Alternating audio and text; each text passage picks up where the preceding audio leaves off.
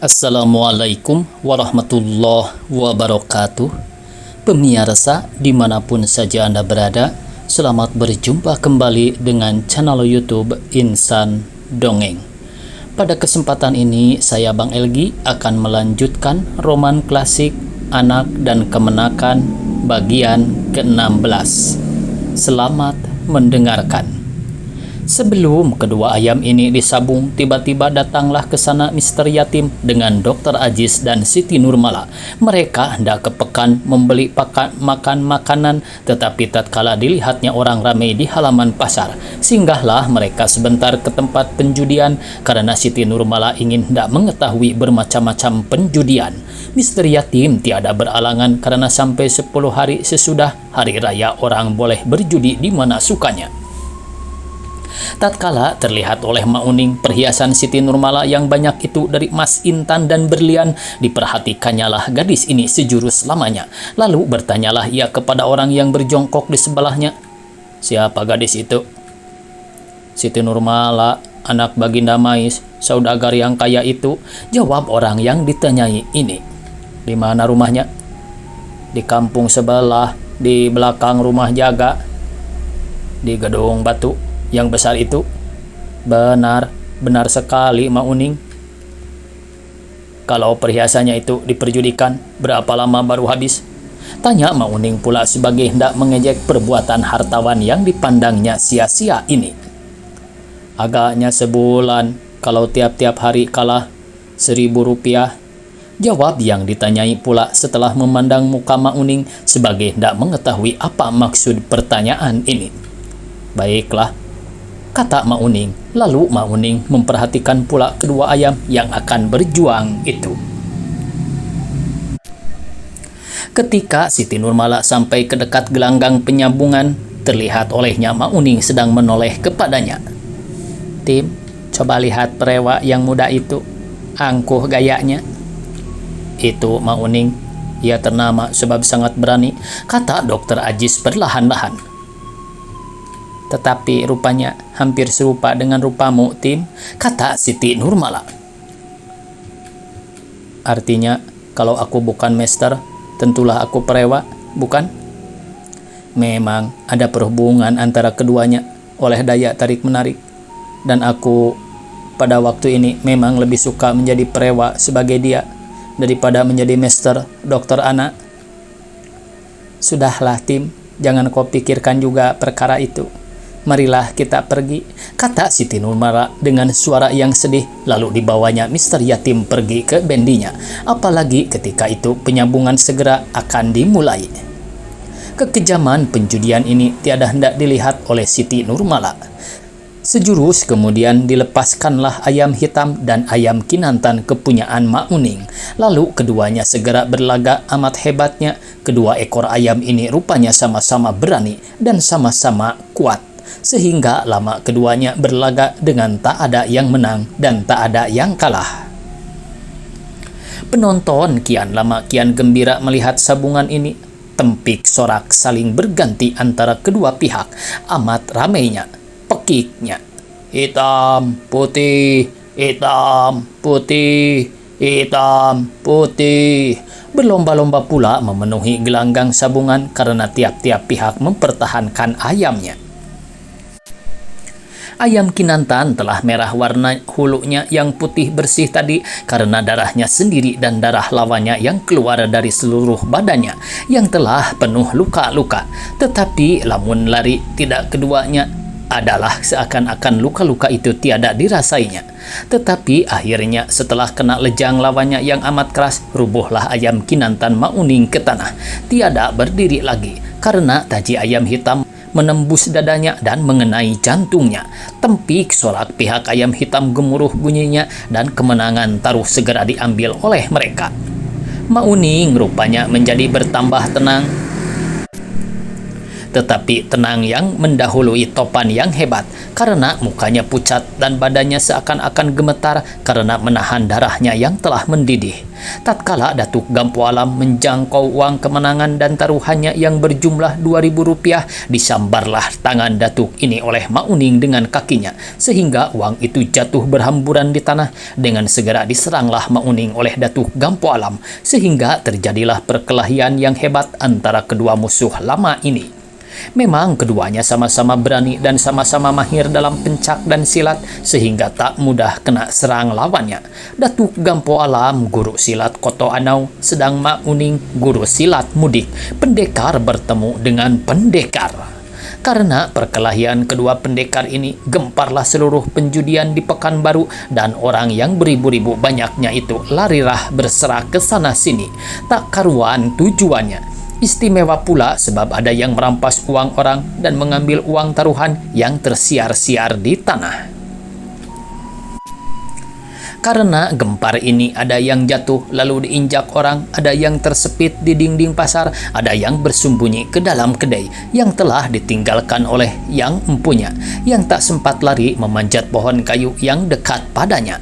Bandar penjudian meraup sekalian uang taruhan yang ada di hadapannya, lalu melarikan uang-uang itu dengan dadu dan tikar dadunya, karena pemasang tak ingat lagi akan pasangannya. Berbagai-bagai kelakuan mereka untuk menyelamatkan dirinya. Dengan seketika Pekanbaru menjadi kosong, tinggal Mak Uning yang masih berkelahi dengan Datuk Gampo Alam, dengan beberapa orang yang berani menghadapi perkelahian ini dan mencoba hendak melelerai kedua pendekar ini. Akhirnya dapatlah dipisahkan kedua prewa ini. Mak Uning berdarah hidungnya dan bajunya koyak-koyak serta berlumuran lumpur kena tendang lawannya. Datuk Gampo Alam bengkak bibirnya dan senam matanya kena tinjau. Mak Uning sedang destar dan kain sarungnya tersiar di sana-sini. Setelah dipungutlah pakaian yang terjatuh itu dan diberikan kepada yang empunya, lalu dipisahkan kedua pendekar itu. Datuk Gampo Alam dibawa ke sawahan oleh Sultan Pamenan dan Mak Uning ke kampung Jawa oleh seorang temannya. Tetapi sebelum mereka meninggalkan Pekanbaru, Mak Uning berkata dengan tenangnya kepada Datuk Gampo Alam, sebagai perkelahiannya tadi suatu permainan yang belum selesai dan belum memuaskan hatinya. Esok hari di mana kita teruskan permainan kita ini, Datuk? Di mana kau suka saja, Uning, jawab Datuk Gampo Alam dengan tenang pula suaranya seraya mengisap rokok daun pisangnya. Di pasar kampung Jawa saja, sebab Datuk tentu berjudi ke sana. Tak berjudi pun akan kutunggu engkau di sana.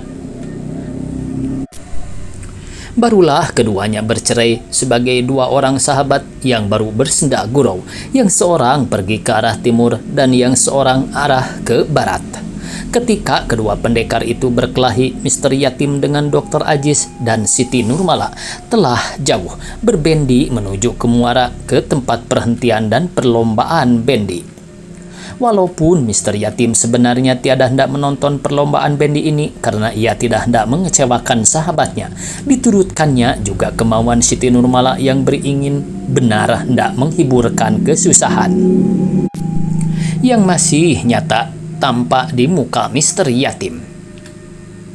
Marilah kita pergi juga menonton perlombaan bendi ke Muara, Tim. Sesudah itu antarkan aku pulang, kata Siti Nurmala.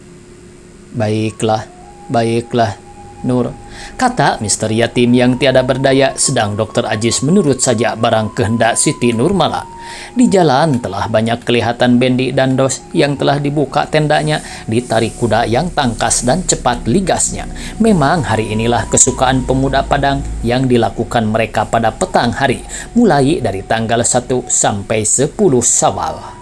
Perlombaan bendi ini tidak teratur menurut sesuatu cara yang dilakukan oleh sesuatu badan, tetapi masing-masing melarikan kudanya sekehendak hatinya di seluruh kota Padang, yang terbanyak di tepi laut, di muara, karena jalan di sana sunyi dan lurus. Jika bertemu dengan bendi yang bersiar-siar, dicoba merekalah mendahului bendi ini. Di sanalah timbul perlombaan dan kecepatan lari kudanya. Yang menang tiada beroleh apa-apa selain dari kemegahan. Kudanya dapat mengalahkan kuda orang lain dalam kecepatan berligas. Kuda yang termasyhur deras larinya pada masa itu ialah kuda sawah. Setelah puaslah Siti Nurmala dan Dr. Ajis menonton perlombaan bendi ini, lalu mereka pergi menonton perlombaan berselaju perahu di muara Sungai Arau. Perlombaan ini lebih digemari orang, oleh sebab itu lebih banyak menarik penonton dari perlombaan bendi. Ia diadakan oleh sesuatu badan pengatur pada hari raya Idul Fitri atau hari raya yang lain di Kampung Berok atau Kampung Pelinggam.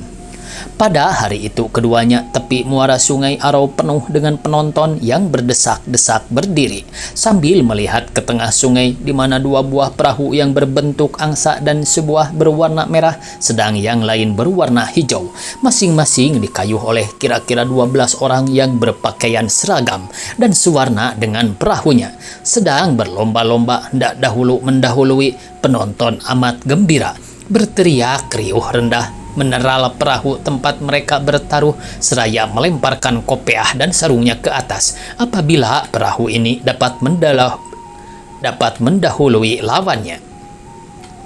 Lain daripada ini, banyak pula orang yang ziarah ke makam keluarganya di Gunung Padang.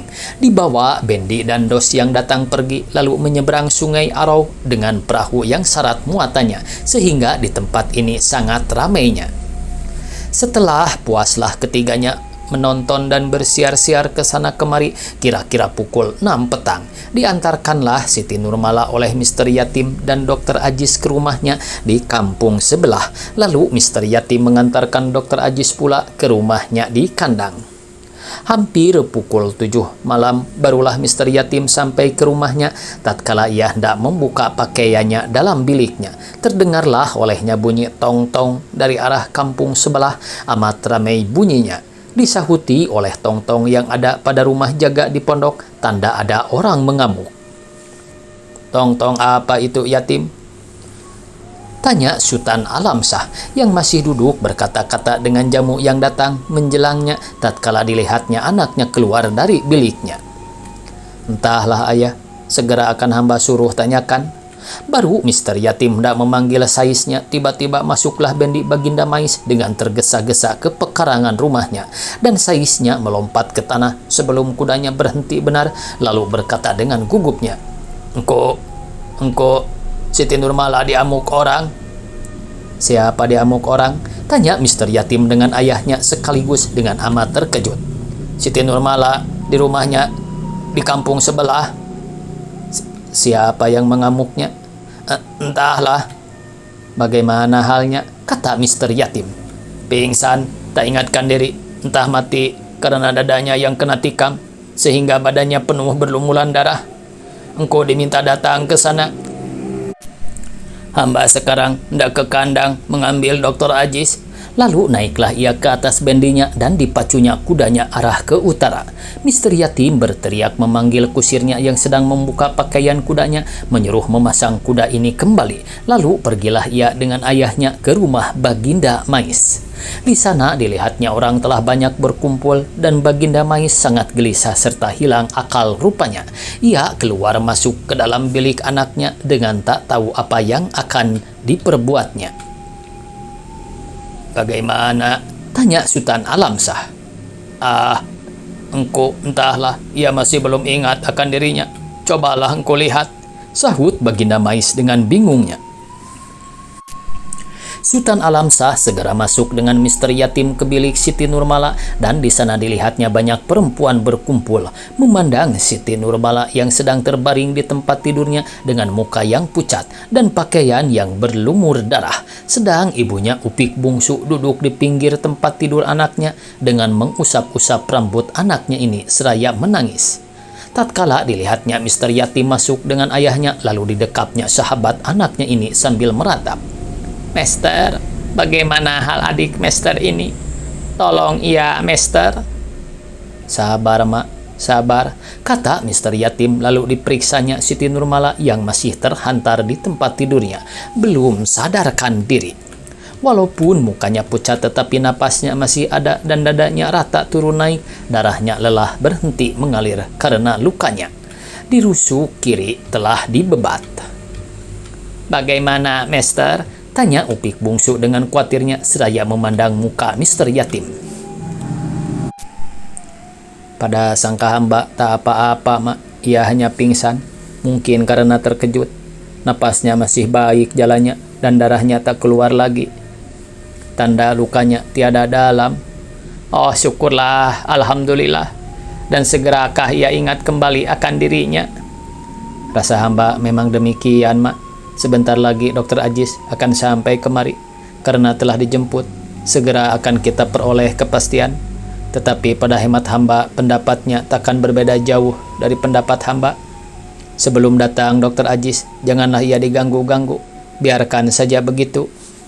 Setelah itu keluarlah Mr. Yatim dengan ayahnya yang rupanya telah memeriksa keadaan dalam bilik Siti Nurmala. Bagaimana engkau? Tanya Baginda Mais kepada Sultan Alamsah. Insya Allah tak apa-apa, pingsan karena terkejut dan lukanya pun tak dalam rupanya. Tetapi siapa yang menikamnya? Tak terang kelihatan rupanya tatkala ia melompat dari jendela karena hari telah mulai gelap. Cobalah ceritakan apa yang engkau Baginda ketahui tentang pengamukan ini, kata Sultan Alamsah pula. Setelah kembali Nurmala dari bersiar-siar dengan Mr. Yatim dan Dokter Ajis, pukul 6 petang tadi, lalu ia masuk ke biliknya. Katanya hendak tidur karena lelah. Tiada berapa lama kemudian kedengaran ia menjerit minta tolong. Lalu kami buru-buru masuk ke dalam bilik tidurnya. Di sana kelihatan ia telah pingsan terbaring di lantai, sedang darah mengalir dari rusuk kirinya. Tatkala itu kelihatan seorang laki-laki keluar dari jendela. Rupanya tak terang karena hari mulai gelap, sedang ia membelakang kepada kami. Setelah kami balut luka Nurmala, barulah nyata sekalian perhiasannya tak ada lagi. Rupanya inilah maksud jahat laki-laki itu, hendak merampas perhiasan Nurmala. Dan mungkin karena tiada hendak diberikan Nurmala perhiasannya, ditikamnya anak saya. Bagaimana pakaian laki-laki itu? Sebagai yang dapat saya lihat di tempat gelap itu, destarnya abu-abu belah kacang, bajunya baju Cina abu-abu pula, celananya jose sutra ungu, kainnya yang dibelitkannya di pinggangnya rasanya bercorak merah jambu, bercorak merah hijau. Bagaimana bentuk badannya? Lampai. Warna kulitnya kuning. Adakah tanda-tanda lain yang dapat engkau Baginda lihat untuk mengenalnya? Tidak engkau Hop, karena larinya cepat melompat dari jendela. Tatkala itu masuklah Dehan, kepala polisi dan Dokter Ajis yang memandang muka Mr. Yatim sejurus sebagai hendak bertanyakan hal Siti Nurmala. Mr. Yatim menjawab dengan isyarat yang melenyapkan kecemasan hati Dokter Ajis. Barulah ia masuk. Di mana Nurmala engkau? Tanya Dokter Ajis kepada Baginda Mais. Dalam biliknya. Marilah masuk, sahut saudagar ini. Lalu masuklah keduanya. Setelah dilihat Dokter Ajis sangat banyak perempuan berkumpul dalam bilik Siti Nurmala, dimintanyalah supaya mereka keluar sekaliannya, kecuali Upik Bungsu. Lalu diperiksanyalah kekasihnya ini, lukanya, jalan darahnya, kelopak matanya, napasnya, dan lain-lainnya dengan cermatnya. Setelah selesai ditariknyalah napas yang lega. Bagaimana dokter? Tanya Upik Bungsu yang tak lepas matanya dari muka Dokter Ajis. Insya Allah tak apa-apa mak, jangan khawatir, lukanya tak berbahaya. Lalu dimintanya supaya sekalian laki-laki keluar dari bilik itu dan diobatinyalah serta dibalutnyalah luka Siti Nurmala. Kemudian diberinya ia obat cium dan tiada berapa lama kemudian ingatlah Siti Nurmala kembali akan dirinya. Lalu ia bertanya, di mana hamba? Mengapa berbaring sedemikian ini? Engkau Jis? Ya aku Nur. Engkau jangan bergerak-gerak dan berkata-kata dahulu. Mengapa aku Jis? Oh ya, ditikam Mak Uning karena ia hendak merampas perhiasanku. Bagaimana halku Jis? Jangan khawatir, tak apa-apa. Lukamu tak parah, tetapi jangan bergerak-gerak dan berkata-kata dahulu, sahut Dokter Ajis kepada Siti Nurmala. Di situ barulah hilang sekalian was-was hati Upik Bungsu, lalu dipeluk dan diciumnya anaknya dengan berlinang-linang air matanya karena kesyukuran. Sudahlah mak, jangan diganggu dan diajak berkata-kata ia dahulu. sebab badannya masih lemah. Kemudian keluarlah Dokter Ajis mengatakan kepada hadirin bahwa Siti Nurmala telah sadar kembali dan lukanya tiada berbahaya, tetapi harus beristirahat, tak boleh diganggu-ganggu. Menurut katanya yang mengamuknya Mauning karena hendak merampas perhiasannya. Waktunya habis pemirsa. Dicukupkan sekian, mudah-mudahan esok kita bisa berjumpa kembali. Billahi taufiq wal hidayah. Wassalamualaikum warahmatullahi wabarakatuh.